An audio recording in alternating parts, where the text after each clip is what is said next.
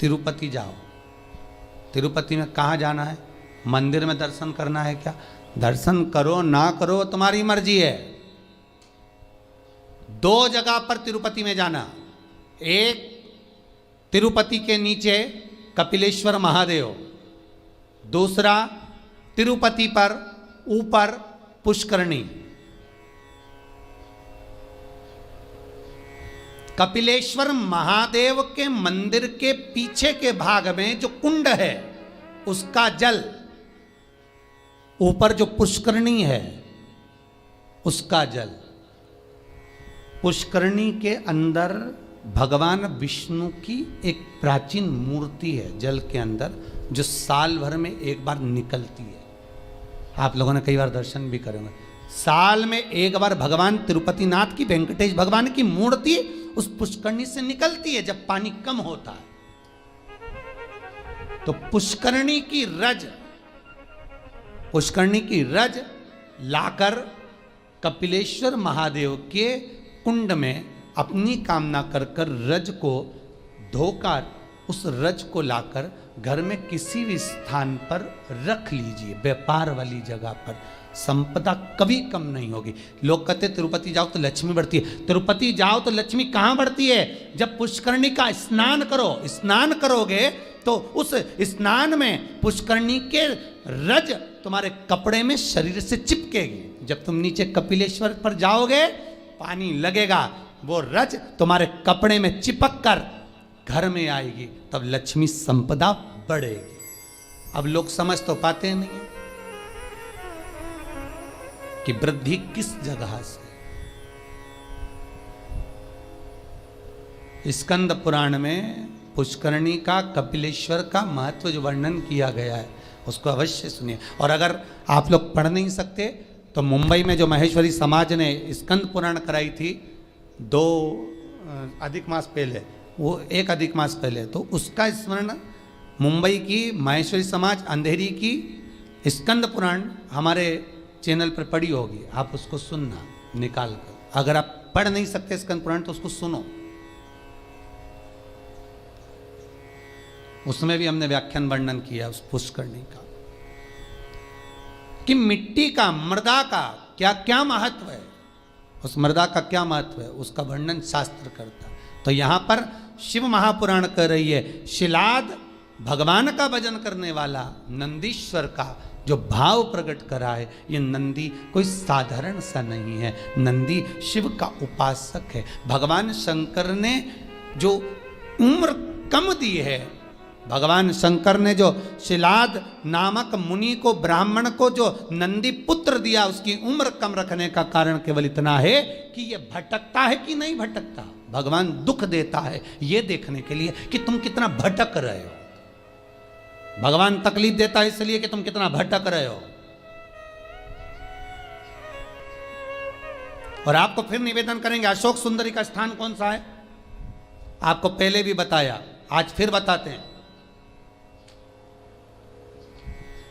ये शिवलिंग, ये जलाधारी गोल, ठीक है। भगवान शंकर के 13 बच्चे हैं। कितने बच्चे हैं शिव जी के? 13। शंकर भगवान के 13 बच्चे सब शिवलिंग के आसपास में हैं। ये जलाधारी जहाँ पर शिवलिंग रखा है, ये पार्वती जी का हस्त कमल है। जहाँ से चरण पानी गिरता है बीच में से जाकर, जहाँ से जल चढ़ाओगे नीचे जाएगा, तो वो राइट भाग जो चरण है वो गणेश जी का स्थान है, लेफ्ट भाग का जो चरण है वो कार्तिकेय जी का स्थान है। बीच में एक मोटी सी लाइन होती है जहाँ से पानी गिरता है शिवलिंग के सामने, वो मोटी सी लाइन शंकर भगवान की सबसे छोटी लड़की अशोक सुंदरी का स्थान है। ऊपर से शिवलिंग के ऊपर जो एक एक बूंद पानी गिर रहा है, ये शंकर भगवान की 5 लड़कियाँ हैं, जया, विषहरा, शामलीबारी, दोतली और देव। ये शंकर जी की 5 लड़कियाँ शंकर जी के ऊपर एक एक बूंद पानी गिराती रहती हैं। 6 कार्तिकेय और 1 गणेश, 7 और 5 और 1 6, ऐसे मिला के 13 बच्चे मेरे भगवान भोलेनाथ के शंकर जी के शिवलिंग के आसपास ही रहते हैं, कहीं दूर नहीं जाते। शिवरात्रि के दिन हमको यही जानना है कि हमको काली तिल्ली कहाँ चढ़ाना है, इसलिए ऑनलाइन पूजन करा रहा है, इसलिए ऑनलाइन शिवरात्रि मना रहा है। कि आप देख देख कर चढ़ाओ कि गलत ना चढ़ाइए, सही जगह पर चढ़ाओ। कई लोग कहते हैं हमने ये करा था उसका फल नहीं, करो, साथ में गलत करा होगा, स्मरण करिए।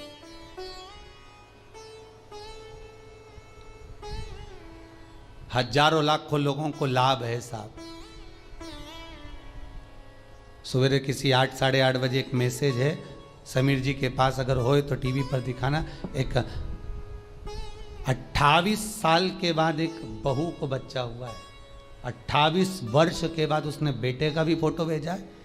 केवल शंकर भगवान पर सफेद आंकड़े की जड़ घुमाकर 21 बार रजस्वला धर्म के 7वें दिन कमर पर बांधी थी, और उसने केवल इतना सा पूछने के लिए फोटो भेजा कि जड़ को कहाँ ठंडा करना है, मेरे घर में बेटा हुआ, 28 वर्ष के बाद हुआ। शिव पर अगर विश्वास है तो मिलेगा, शंकर देगा, करुणा सागर करुणा करेगा। बस थोड़ी सी परीक्षा जरूर लेता है, परीक्षा तो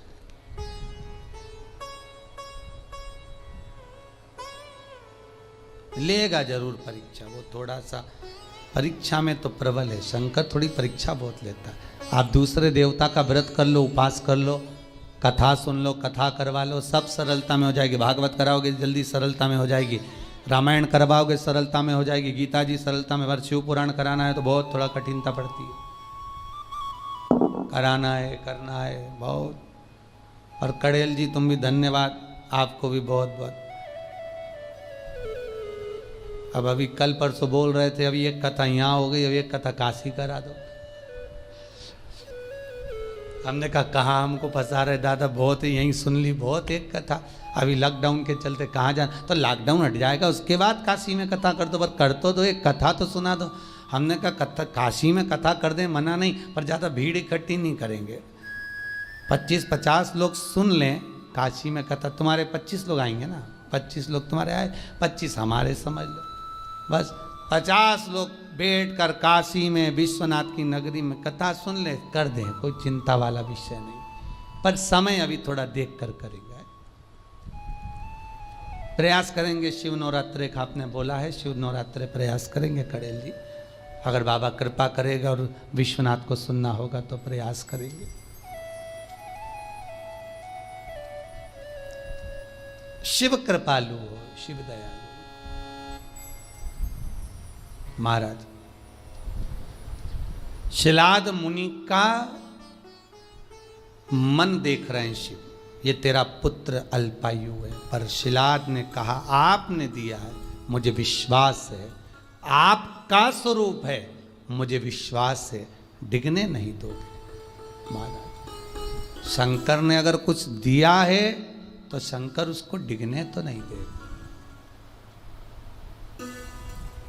वो नंदी उम्र बढ़ गई, अल्पायु था, शंकर की कृपा से, देव सेना की कृपा से, बिल्ली देवी की कृपा से, कार्तिकेय की कृपा से, शंकर की कृपा से, गणेश की कृपा से वो आयुष्मान हो गया। और भगवान शंकर ने कह दिया तू मेरे सम होगा, जैसा मैं वैसा नंदी होगा। इसलिए कर्नाटक की कई भूमि पर शंकर भगवान का शिवलिंग मंदिर के बाहर होता है और नंदी मंदिर के अंदर होता है। कहाँ गए थे कथा करने? बिदर, कर्नाटक। हमने बिदर में देखा है कि बिदर कर्नाटक साइड में अपने यहाँ तो मंदिरों में शंकर जी का शिवलिंग अंदर होता है और नंदी बाहर होता है, पर बिदर कर्नाटक साइड हम लोग जब कथा करने के लिए गए विजयवाड़ा की ओर आगे, तो हमने वहाँ देखा कि वहाँ पर नंदी मंदिर के अंदर होता है, शंकर जी बाहर, शिवलिंग बाहर, नंदी अंदर। हमने पूछा ये कैसे हो गया बिदर कर्नाटक वालों से। वहाँ भी एक सराफा वालों ने कथा कराई थी ना, तो हमने उनसे पूछा कि ये हो क्या गया मंदिर को, मंदिर का शंकर जी बाहर आ गए और नंदी अंदर पहुंच गया है, हुआ क्या है? तो वहाँ के भगत कहते हैं महाराज हमारे यहाँ के लोग कहते हैं कि शंकर जी को अगर घर में बुलाना है तो शंकर जी ऐसे पकड़ाई में नहीं आएंगे, नंदी को पूज लो, नंदी का स्मरण कर लो। नंदी तो लेके रोज शाम को जाता है, शंकर भगवान तो तप साधना में डूबे रहते हैं। भगवान शिव तो तप साधना में लगे रहते हैं, पार्वती जी उनकी सेवा में लगी रहती है। नंदी को मालूम रहता है कि कहां से ले जाना है आज घुमाने के लिए, तो वो नंदी लेकर जाता है। तब उस नंदी की हम आराधना करते हैं, उस नंदी की।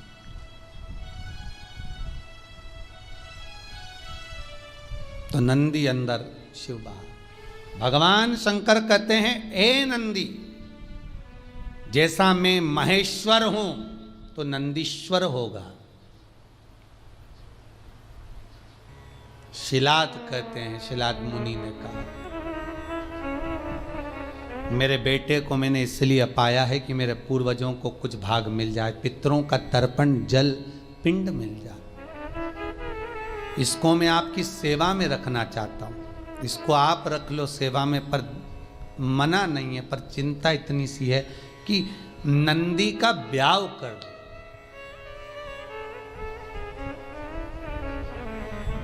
नंदी की शादी करना। शंकर भगवान ने पूछा, नंदी की शादी?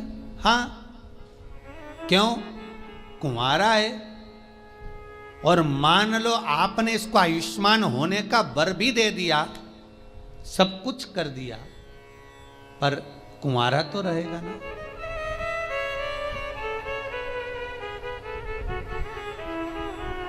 फिर निवेदन करूंगा, कुंवारी अवस्था में मरने वाला व्यक्ति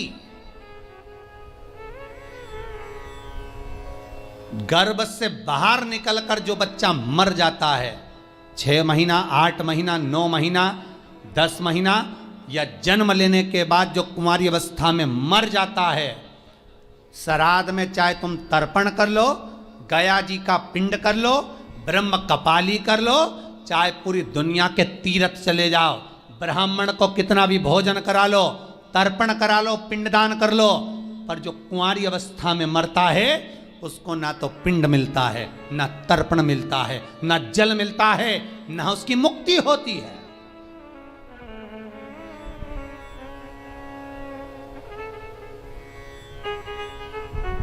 भागवत पितरों को तार देती है, पितरों को मोक्ष देती है, भागवत तारती है। पर शिव महापुराण जो अधोगति में मर जाता है, कुंवारी अवस्था में मर जाता है, अधोगति में चला जाता है। महाराज, अगर एक व्यक्ति घर के अंदर टीवी चैनल के माध्यम से क्या, यूट्यूब फेसबुक पर भी अगर कथा सुन रहा है और वो अकेला भी कथा सुन रहा है, तो उसके 7 पीढ़ियां अवस्था में जो कुंवारा भी चला गया है, एक बार शिव महापुराण की कथा सुन लेने पर, करवा लेने पर, स्मरण कर लेने पर उसके अधोगति में मरे हुए जीवों को पिंड मिलना प्रारंभ हो जाता है, तर्पण मिलना प्रारंभ हो जाता है, ब्राह्मण भोज करे तो उसका भाग मिलना प्रारंभ हो जाता है। ये कोई शिव पुराण साधारण नहीं है।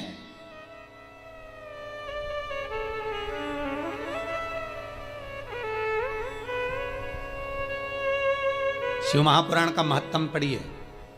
देवराज नाम का ब्राह्मण शिव पुराण सुनकर चला था, जिस मार्ग से जा रहा था वहां के अधोगति जीव तर गए थे। देवराज नंबर ब्राह्मण की शिव महापुराण का महत्तम कई बार कथा में कहा। वो तो अभी पुरुषोत्तम शिव महापुराण चल रही है, इसलिए आगे की कथा महत्तम ना लेकर सीधे कथा को आगे बढ़ा दिया जाता है। पर जितनी बार कथा कही उसमें देवराज का चरित्र सुनाया है, उसमें एक चरित्र वर्णन किया। शिव महापुराण के महत्तम में लिखा है कि शिव महापुराण की कथा सुनकर जाने वाला व्यक्ति जिस गली से, जिस मोहल्ले से, जिस नगर से निकल कर जाता है, जिस रास्ते से निकल कर जाता है, वहां जितने लोग एक्सीडेंट में, अधोगति में कैसे भी मर गए होते हैं, उनका भी उद्धार हो जाता है, मात्र उसके शरीर की तरंग से। मात्र उसके शरीर की तरंग से वो जीव तर जाता है।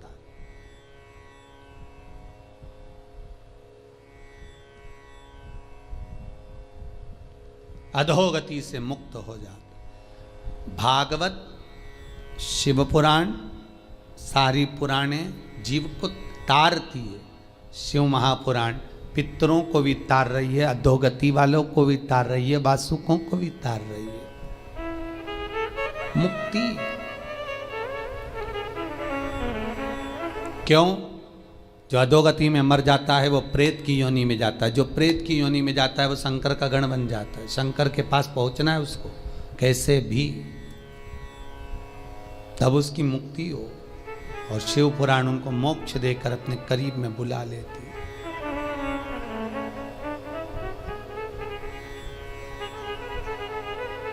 कहते हैं मस्तक पर अगर त्रिपुंड लगा हुआ है, त्रिपुंड नहीं तो चंदन की 3 बिंदी लगी हुई हो, त्रिपुंड लगा हुआ हो, शरीर पर कहीं पर भी त्रिपुंड बना हुआ हो, मात्र अगर त्रिपुंड शरीर पर बना हुआ है, मस्तक पर अगर त्रिपुंड लगा हुआ है, महाराज यमराज की तो सामर्थ्यता नहीं है रे भाई कि वो सामने आके खड़ा हो और कह दे कि तू चल। यमराज को भी 50 बार शंकर जी से पूछना पड़ता, ले जाऊं? अच्छा, कई लोग वो हाथ पैर गुथवाते हैं ना, कई लोग गुथवाते हैं, उनको बड़ा शौक होता है हाथ गुथवाने का, तो वो कहीं शंकर जी बनवा लेते हैं, कहीं पार्वती जी बनवा लेते हैं शरीर पर, कहीं गणेश जी बनवा। इनसे निवेदन है कुछ मत बनवाओ, तुम्हारा अगर कल्याण करवाना हो तो केवल त्रिपुंडी गुथवा लो, बहुत है बहुत, अगर तुम्हें शौक है तो। नहीं तो यहां तो शास्त्र मना करता है, हमारे यहां तो शास्त्र मना करता है कि शरीर पर गुथवाया भी नहीं जाता। अरे भाई, ये जितनी जगह पर तुम नाम लिखाओगे उतनी जगह तो छूटने वाली है। जमीन पे नाम लिखाया लीलावती फार्म हाउस, मर गए तो लीला तो चली गई, फार्म हाउस नीचे रह गया। अरे बोलो रे भाई, ऑनलाइन जितने सुन रहे हो बोलो तो रे, सोफे पे बैठे बैठे, पलंग पे बैठे बैठे सुने जा रहे हो।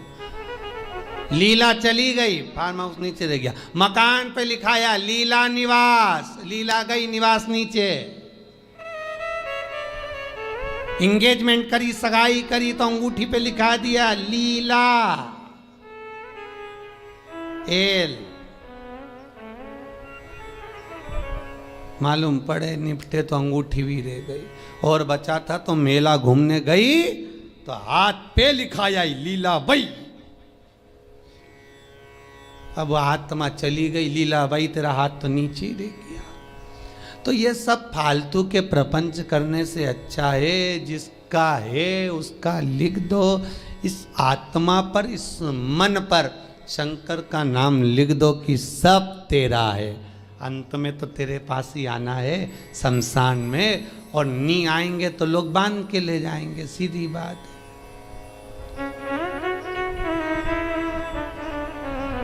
और अच्छी खींच खींच के बांध के ले।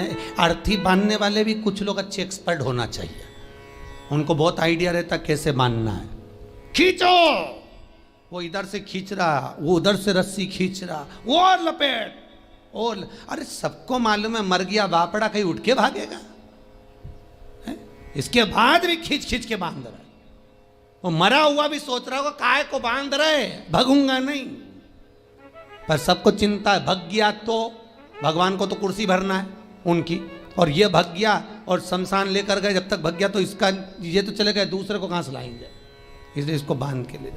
शंकर भगवान से एक बार पार्वती जी बोली थी, भोलेनाथ अपन शमशान में रहते हैं, सब लोग बैकुंठ में, ब्रह्मलोक में, इंद्रलोक में रहते हैं, अपन शमशान में रहते हैं, अपने से कोई मिलने भी नहीं आएगा, ऐसी जगह पे कौन मिलने आए। शंकर भगवान बोले भले मिलने नहीं आए, नहीं आएगा तो बांध के लाएंगे, तो टेंशन मत ले। और जो एक बार आएगा दूसरी बार कभी जाएगा ही नहीं, यहाँ के बाद जाता ही नहीं, तो क्यों चिंता करना, तो आराम से रहे। जब दक्ष प्रजापति ने शंकर भगवान को श्राप दिया था, हे शिव मैं तुझे श्राप देता हूं कि तू शमशान में निवास करेगा, सारे देवता बैठे थे, शंकर भगवान सबसे ज्यादा नाचे थे। श्राप सुनते ही शिव जी नाचने लगे। भगवान विष्णु बोले तुम्हें श्राप लगा है। शंकर भगवान बोले मेरे ससुर जैसा दुनिया में किसी का ससुर नहीं होगा, अरे तुम्हें श्राप दिया तुम्हारे ससुर ने। शंकर भगवान बोले श्राप नहीं दिया, आशीर्वाद दिया। मेरे ससुर ने कहा शिव तुम शमशान में रहोगे। मेरा ससुर ने मेरा कितना भला सोचा। मेरे ससुर ने मुझे प्लाट भी दिलाया तो ऐसी जगह दिलाया जहां कोई कब्जा ही नहीं करेगा। हम कौन जाएगा, जाए कहीं का कब्जा कर ले। तो सोचना क्या, जो शिव है शमशान का वासी है, वो अलमस्त रहता है, उसको सब कुछ आनंद की अनुभूति शमशान में ही हो जाती है।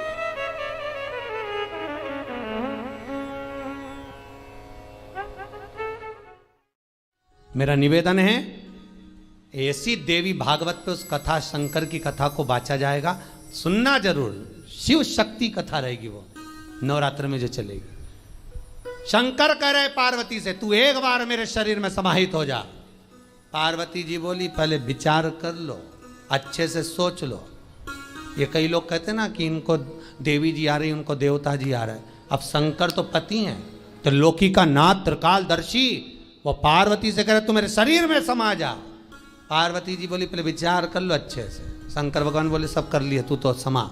और जो पार्वती का एक अंश 64 योगनी में से एक योगनी केवल शंकर के चरण में पहुंच रही थी, नखुन में से, तो शंकर के पांव फटना प्रारंभ हो गए थे। अब कई कई लोग तो कहते हमको जो काली जी आ गई न दुर्गा जी आ गई, वो एक अंश 64 योगनी का मात्र एक अंश पहुंचा तो शिव नहीं संभाल पाए, तो उन्होंने कहा हाथ जोड़ूं तेरे, वापिस बाहर निकल वापिस। अब कई के कि हमको देवता आया न देवी आई न ये आया न वो आया, तो ये भैया आए मना नहीं है, वो देवी देवता नहीं, वो पवन चलती है, वो पवन आकर कहती है पवन।